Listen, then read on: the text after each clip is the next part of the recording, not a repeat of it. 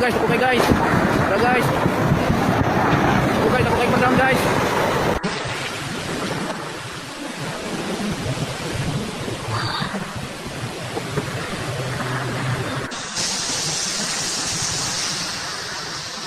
As back-to-back storms keep hammering the eastern U.S., parts of West Virginia, Ohio, and Kentucky are now facing yet another round of flash flooding. Entire neighborhoods have gone from dry to underwater in under an hour. Again. Ohio Valley Mutual Aid, which is associated with Indivisible. And for residents still trying to recover from the last deadly storm, it's not just the water that's moving, but the question, how do you rebuild when the next disaster hits before cleanup even starts?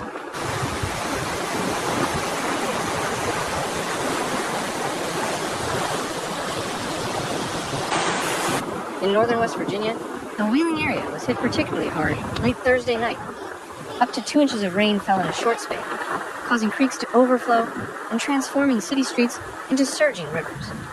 The Elm Grove neighborhood bore the brunt of the flood. The West Virginia Emergency Management Division shared a striking image, a measuring tape submerged in floodwater, accompanied by the caption, "From dry as a bone to 5 inches in 45 minutes. Trailers running right through our kitchen. Just considering that In Triadelphia, a small town of just 660 residents, the impact was tragically familiar. 7 of the victims from the previous flood had been swept away in rapidly rising waters. The latest identified victim was 83-year-old Sandra K. Parsons, whose body was recovered from the Ohio River earlier this week. The June 14th flood had dropped nearly 4 inches of rain in just 40 minutes, causing millions of dollars in damage, destroying roads, and prompting dozens of rescues. As the community began to clean up and rebuild, Thursday's storm brought renewed devastation. Now, waterlogged homes and businesses face the daunting task of starting over, again.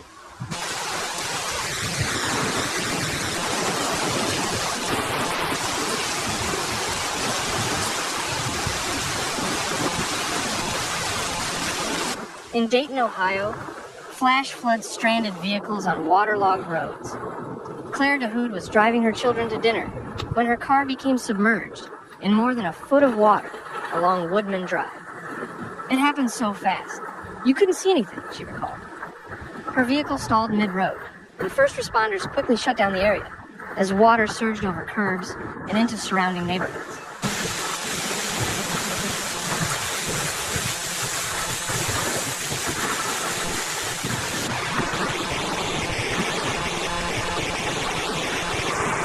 But the chaos wasn't limited to Ohio and West Virginia. Further south in eastern Kentucky, communities braced for impact as the storm system continued its overnight assault.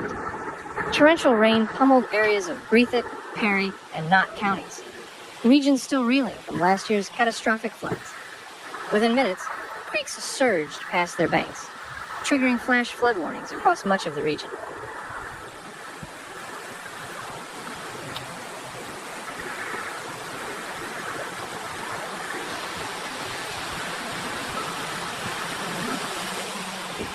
In Hazard, Kentucky, rescue teams mobilized to assist residents trapped in their homes as water levels rose at alarming speed.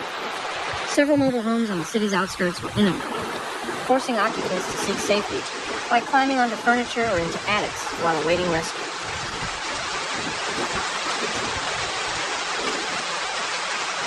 As of Friday morning, local officials confirmed no fatalities, but damage assessments remain ongoing. Photographs from Perry County depict highways buckled from the force of the water, vehicles floating in parking lots, and small bridges completely washed out.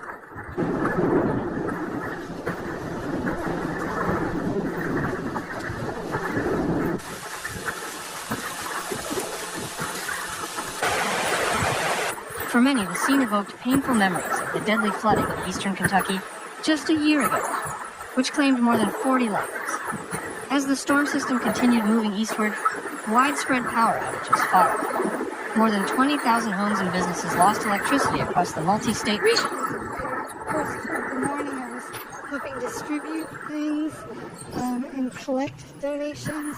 In McDowell County, West Virginia, where poverty and outdated infrastructure already pose daily challenges, Fallen trees and downed power lines rendered entire neighborhoods inaccessible.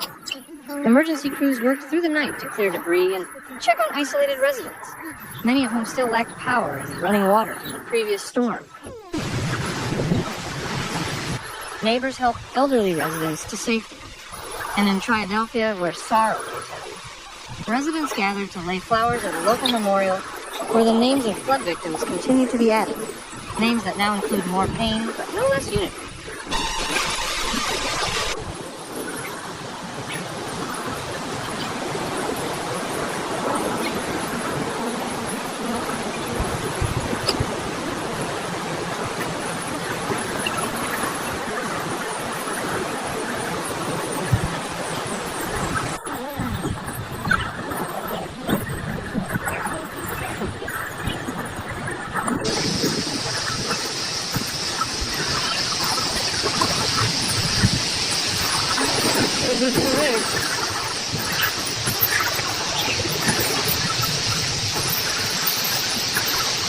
With more rain forecasts, the message from officials is stark and unwavering.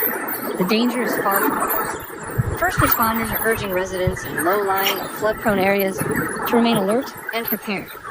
Roads may appear safe, but may conceal perilous currents beneath the surface.